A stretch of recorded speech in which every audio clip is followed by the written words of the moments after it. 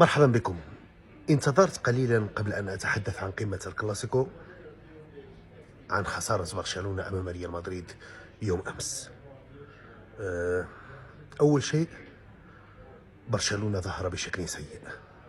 برشلونة افتقد للحلول في كثير من المناسبات، حلول دفاعية وحلول هجومية. برشلونة أكد لنا الإحساس الذي وصلنا به إلى ملعب سانتياغو برنابيو. عندما كنت تسأل جماهير برشلونة قبل هذه القمة تقول لك لا أملك أحاسيس جيدة بخصوص مباراة ريال مدريد، وهذا ما حدث. وما صعب المهمة كذلك يجب الاعتراف بذلك، تصريحات لامين يامال الذي لم يكن في الموعد. غرفة ملابس ريال مدريد كأي غرفة في العالم تصلها كل التصريحات في زمن السوشيال ميديا. العزيمة تتضاعف، أو بطبيعة الحال تصعب المهمة، خصوصا أنك تلعب خارج أرضك. لهذا أعتقد بأن برشلونة لم يكن في يومه، ولامين يامال لم يكن في أسبوع. لامين يامال يعرف بأنه عائد من الإصابة، يعرف بأنه غير جاهز لحد الآن، لأن المستويات التي قدمها في المباريات الأخيرة طرحت الكثير من الشكوك حول مدى جاهزيته المطلقة، وبالتالي إضافة تلك التصريحات لم تكن في سياق جيد.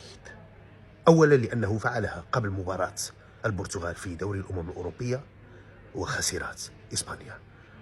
قام بنفس الشيء في مباراة، مع اختلاف الأمور بطبيعة الحال والتصريحات والكلام والمعنى، قبل مباراة باريس سان جيرمان وخسر برشلونة، وقام بذلك قبل مباراة ريال مدريد وخسر برشلونة المباراة.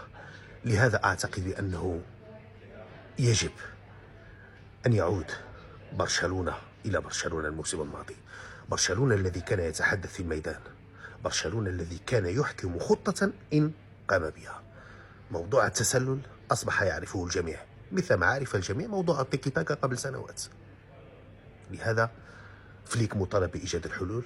موضوع الإصابة على عيني وراسي، موضوع جاهزية بعض اللاعبين على عيني راسي، لكن برشلونة كان يملك الفريق للخروج بنتيجة إيجابية من ملعب سانتياغو برنابيو. لهذا صراحة أسبوع صعب، خصوصا أن برشلونة لا يملك مباراة وسط الأسبوع لنسيان الموضوع، ولهذا يجب التركيز على ما هو قادم في ظل فارق ال5 نقاط.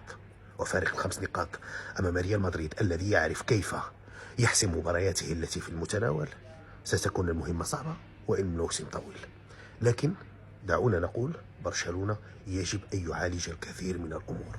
برشلونة ليس في أيامه الناصعة إن صح التعبير، ويجب على غرفة الملابس أن تركز فقط على ما هو واضح بالنسبة للجماهير: تحقيق الانتصارات، العودة بالمستوى الذي عرفناه في برشلونة الموسم الماضي.